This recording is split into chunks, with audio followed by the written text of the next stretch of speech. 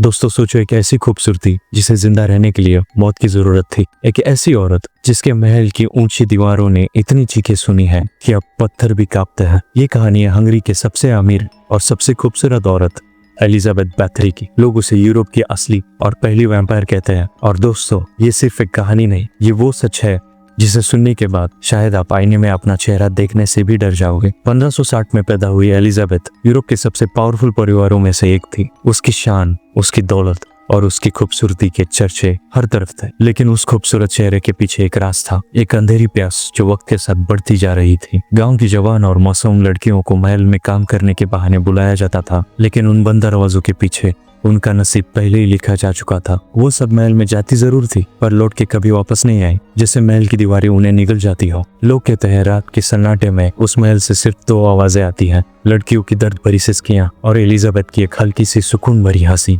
Elizabeth का मानना था कि जवान लड़कियों का खून ही उसकी खूबसूरती का अमृत था। उसका रिचुअल इतना डरावना था कि सुनकर रूह तक कांप जाए। लड़कियों को मारकर उनका खून एक बड़े से मार्बल के बाथटब में इकट्ठा किया जाता और एलिजाबेथ उस गर्म खून से नहाती थी। एलिजाबेथ के मानना था कि हर एक बूंद उनकी जवानी और उनकी जिंदगी चुरा रहा। उसके महल के बेसमेंट में ऐसे ऐसे टॉर्चर के औजार थे जिनके नाम भी आज लेने से लोग डरते हैं। सालों तक गांव वाले खौफ में जीते रहे, उन्हें सब पता था। पर एलिजाबेथ इतनी ताकतवर थी कि कोई उसके खिलाफ आवाज भी नहीं उठा पाता था। एक लड़की जो उस नर्क से जिंदा बचने के लिए उसने कांपते हुए बताया, मैंने उसकी आंखों में देखा था, वह इंसानियत नहीं सिर्फ एक शिकारी की भूख थी। मैंने देखा कि आईने में उसका अक्स तक नहीं दिखा, जैसे वो वहां होकर भी वहां थी नहीं। रात को महल के लंबे अंधेरे कॉरिडोर्स में अजीब साए चलते थे, कभी घुंघरू की आवाज तो कभी किसी के रोने की आवाज, और ये सब एलिजाबेथ के लिए एक खूबसूरत संगीत जैसा था। आखिरकार 1610 में जब लाशों की गिनती हद से ज्यादा बढ़ गई, हंगरी देश के एक राजा ने नाइट्स की एक सेना को उस महल के अंदर भेजा। जब दरवाजे टूट गए